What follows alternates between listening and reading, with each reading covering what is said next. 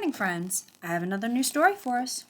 It is the true story of the three little pigs by a wolf, or at least this version, as told to John Scieszka.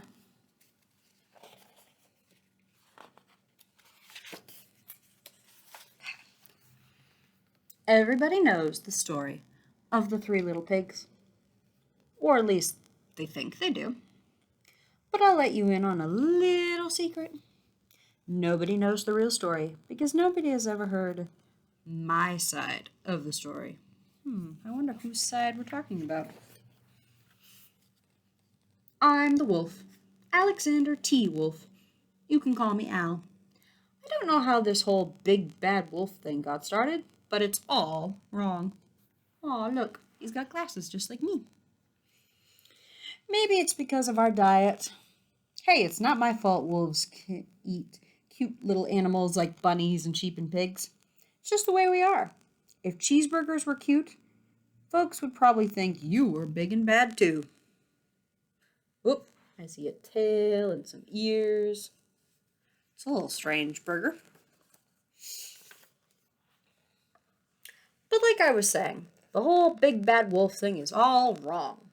The real story is about a sneeze and a cup of sugar. So he drew a nose and a cup of sugar. This is the real story. That's kind of cute. Way back in Once Upon a Time, I was making a birthday cake for my dear old granny. I had a terrible sneezing cold, and I ran out of sugar. Interesting, I didn't know rabbits went in cake. So I walked down the street to ask my neighbor for a cup of sugar.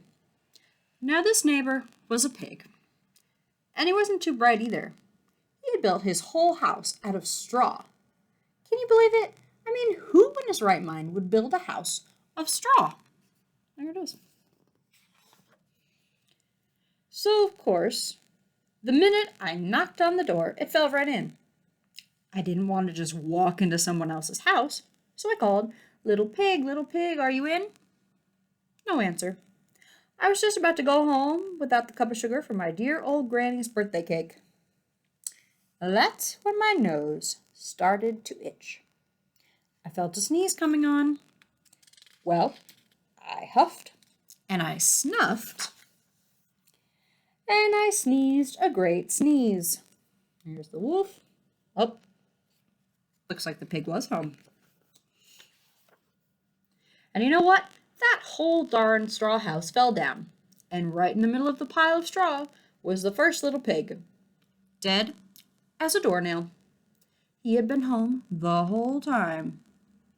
It seemed like a shame to leave a perfectly good ham dinner lying there in the straw, so I ate it up. Think of it as a big cheeseburger just lying there. I don't know how I feel about that. I was feeling a little better, but I still didn't have my cup of sugar. So I went to the next neighbor's house. This neighbor was the first little pig's brother. He was a little smarter, but not much. He had built his house of sticks. Poor trees. There's none left. I rang the doorbell on the stick house. Nobody answered. I called, Mr. Pig, are you in?" He yelled back, "Go away, wolf. You can't come in. I'm shaving the hairs on my chinny chin chin." There's the razor and the hairs. I had just grabbed the doorknob when I felt another sneeze coming on. I huffed, and I snuffed, and I tried to cover my mouth, but I sneezed a great sneeze. And you're not going to believe it, but this guy's house fell down just like his brother's.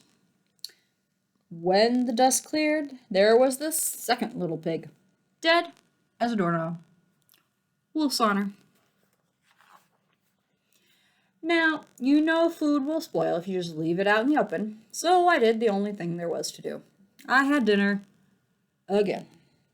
Think of it as a second helping. I was getting awfully full, but my cold was feeling a little better, and I still didn't have that cup of sugar for my dear old granny's birthday cake. So I went to the next house. This guy was the first and second little pig's brother. He must have been the brains of the family. He had built his house of bricks. I knocked on the brick house. No answer. I called, Mr. Pig, are you in?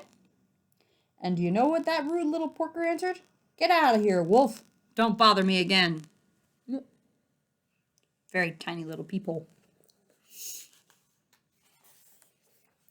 Talk about impolite. He probably had a whole sack full of sugar.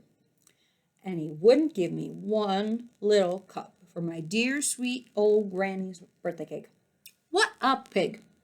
I was just about to go home and maybe make a nice birthday card instead of a cake when I felt my cold coming on. I huffed, and I sniffed, and I sneezed once again.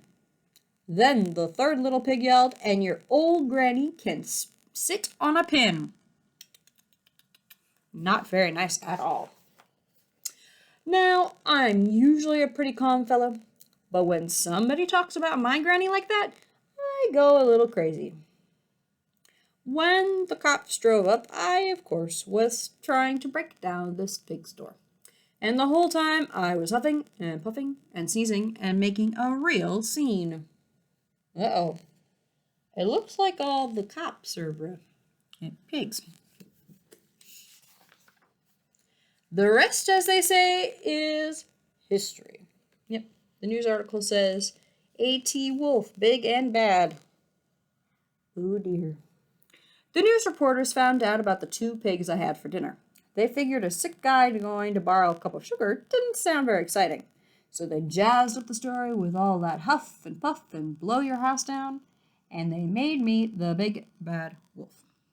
That's it. The real story. I was framed. But maybe you could loan me a cup of sugar? Looks, by that beard, looks like he's been in there a while. So, I know that version is different than the normal story, but I wonder if anyone can leave me a comment and tell me what differences there were. See you next time.